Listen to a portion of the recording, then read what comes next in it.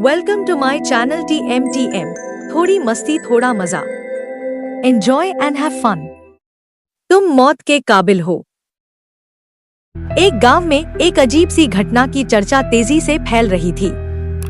यह गांव दूर दराज के इलाके में बसा हुआ था, जहां टेक्नोलॉजी अभी तक ज्यादा नहीं पहुंची थी। लेकिन इस गांव का एक ऐसा रहस्य सामने आया था जिसने हर किसी को हैरान कर दिया था। लोग कहते थे कि एक अज्ञात ऐप, जिसका नाम अंतिम संदेश है, अचानक लोगों के फोन पर डाउनलोड हो जाता था। यह डाउनलोड होने के 10 दिन बाद ही लोगों की मौत हो जाती थी। इस बीच में वो लोग नर्क से भी ज्यादा दुखद जिंदगी को देख लेते थे। यह ऐप उनकी भावनाओं को और छुपे हुए अपराधों को याद दिलाती थी। छोटे से छोटे गलती से लेकर बड़े से बड़े अपराध उन लोगों के आंखों के सामने आ जाते थे। ऐप पर बस एक ही संदेश आता था, तुम्हारे पास सिर्फ 10 दिन बचे हैं। यह ऐप को आए हुए बस 6 ही महीने हुए थे, पर गांव में अब तक 9 लोग इस ऐप का शिकार हो चुके थे। उनकी मौतें अलग अलग जगहों पर हुई, लेकिन कारण हमेशा एक ही था, दिल का दौरा। सबसे अजीब बात यह थी कि मरने वाले सभी लोग अपने फोन के पास मृत पाए गए थे। फोन की स्क्रीन पर ऐप का आखिरी संदेश खुला होता था, तुम मौत के काबिल हो। इस मामले ने रिया नाम की एक युवा पत्रकार का ध्यान खींचा। रिया एक यंग इन्वेस्टिगेटिव जर्नलिस्ट थी, नए और यूनिक मिस्ट्रीज केसेस को सॉल्व करने के लिए फेमस थी। रिया उन खबरों का पीछा करती थी जिनमें कुछ ऐसा हो जो एकदम अविश्वसनीय और काल्पनिक लगे। यह खबर मिलते ही रिया गांव पहुंची, जहां हर कोई डरा हुआ था। वहां का माहौल देखकर वो चौंक गई थी, क्योंकि गांव के लोग डरे हुए थे और कोई भी मोबाइल अब चलाना नहीं चाहता था।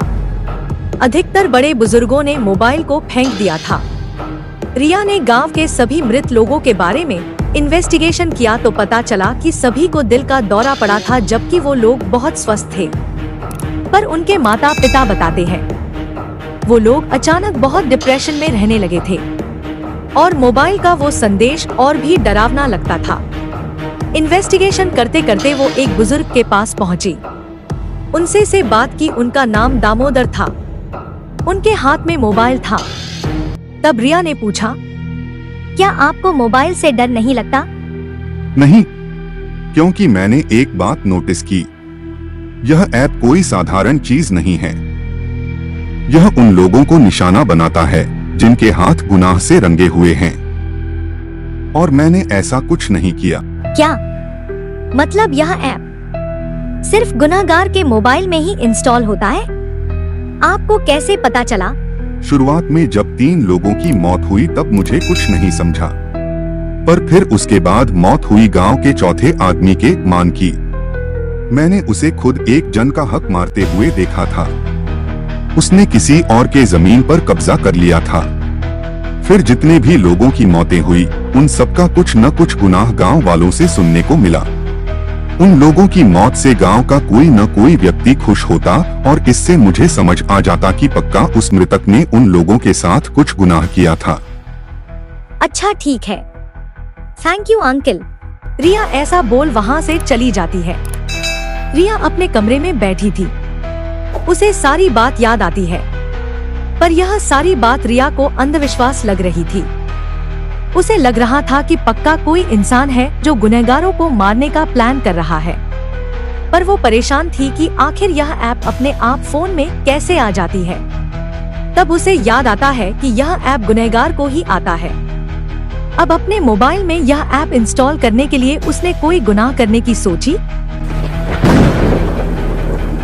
अब क्या गुनाह करे, यह सोचकर वो बाहर जा रही थी।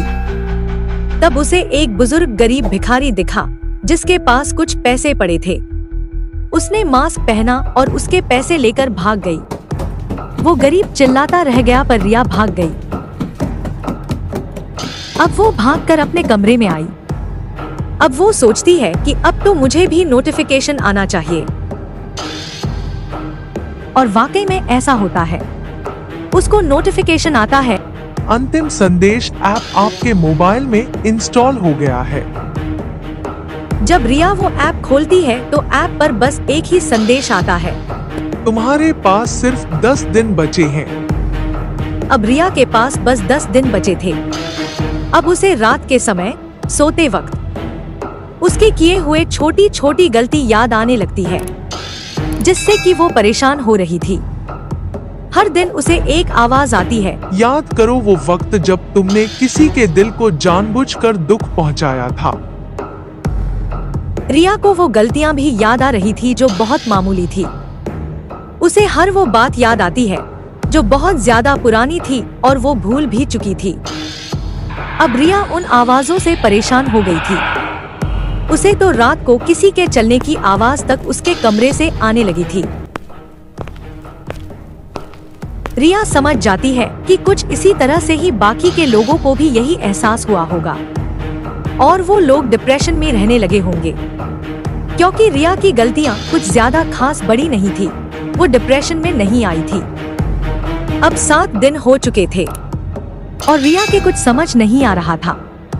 वो सोच रही थी कि क्या वो मर जाएगी, पर आखिर में मोबाइल ऐप से तेज रोशनी आती है और रिया मोबाइल ऐप में घुस जाती है।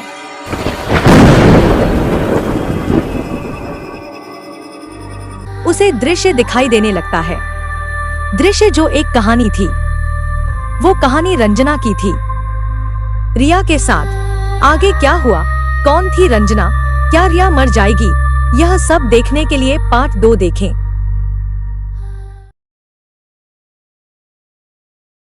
Like, subscribe, share and press bell icon ताकि नई वीडियो की अपडेट आपके पास आती रहे। तो मिलते हैं अगले वीडियो में। बने रहे TMTM, थोड़ी मस्ती थोड़ा मजा चैनल पर। Enjoy and have fun.